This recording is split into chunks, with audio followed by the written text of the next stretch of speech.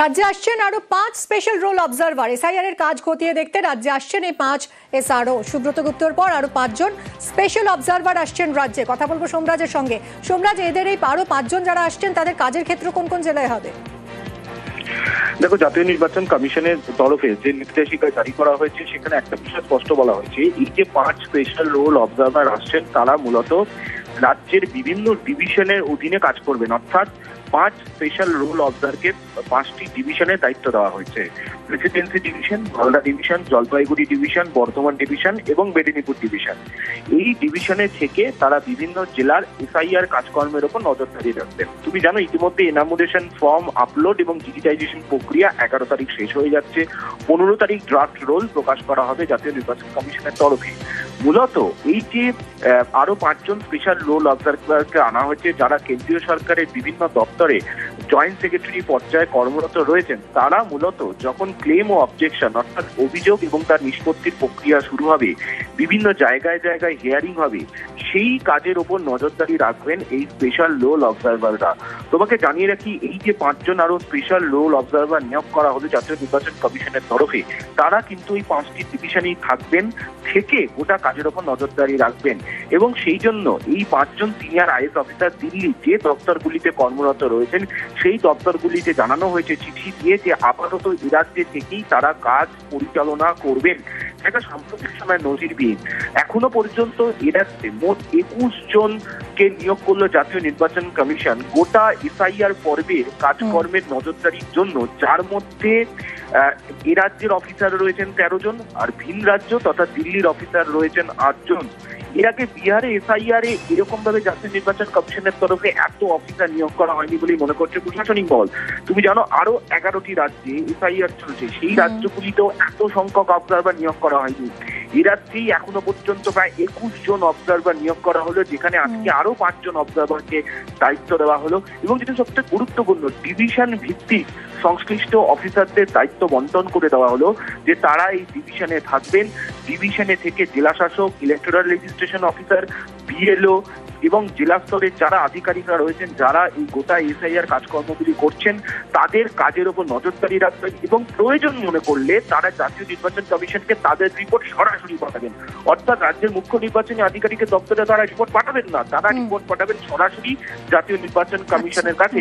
এবং তারা কোনোভাবে কোনো কাজের কোনো সার্টিফাই দেবেন না, অর্থাৎ কোনো কাজ কোন আধিকারিক কেমন কাজ করছেন তার কোনো বক্তব্য বা তার কোনো প্রশংসা, তিনি যদি ভালো কাজও করেন তারও কোনো প্রশংসা তিনি রাখবেন না।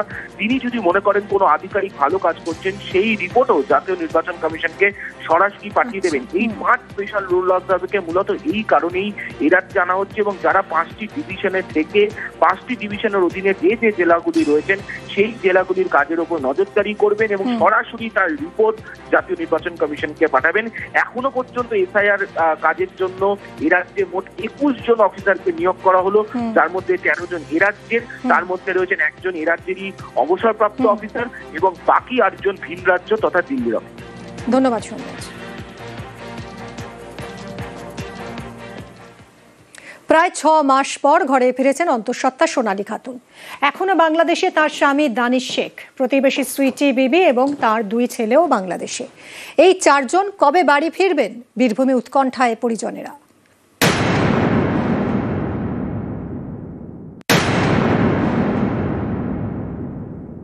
ও ফিরে এলে তো আমারও ছেলে যেমন ফিরে আসে। সুইটি বিবি, আমাদের মন খারাপ, আমার ছেলে কাঁদছে মার জন্যে। চলে আসে সুইটি বিবি, ছেলে সোনালিরা চলে এসছে। আমার ছেলে কেন আসবে? হ্যাঁ, আমার জন্ম এখানে, আমার সুইটিরও জন্ম এখানে। যখন জেল থেকে ছুটাই ওই তখনই আমার মেয়ের সাথে কথা বলেছি, আর আমি কথা বলতে পারি না। বীরভূমের পাইকরে সোনালী খাতুন প্রায় 6 মাস পর বাংলাদেশ থেকে ভারতে ফিরেছেন।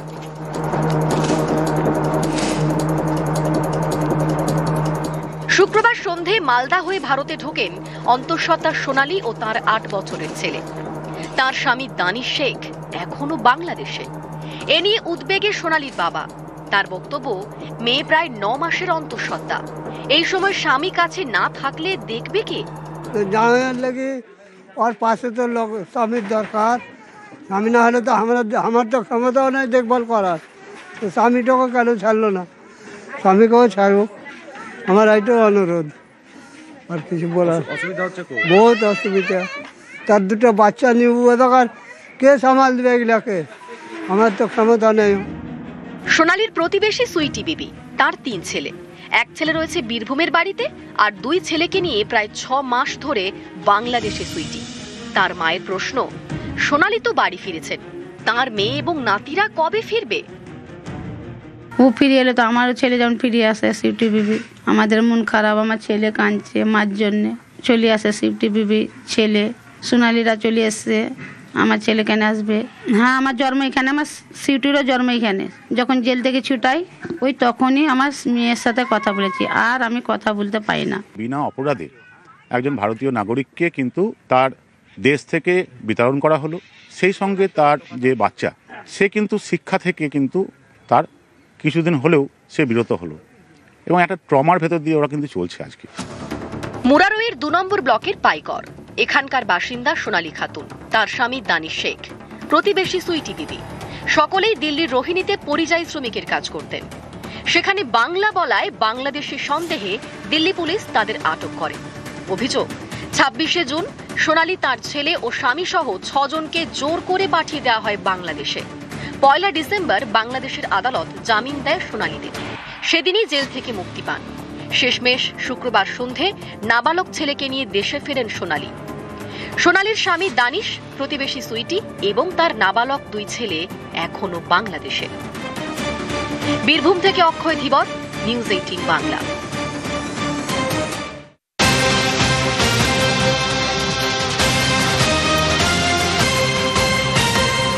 বউবাজারে যে বাড়িতে গতকাল চাঙড় ভেঙে পড়েছিল এবং বাসিন্দারা দাবি করছিলেন যে মেট্রো রেলে চলাচলের কারণে ভাইব্রেশন হয়, সেই ভাইব্রেশনই চাঙড় ভেঙে পড়ে।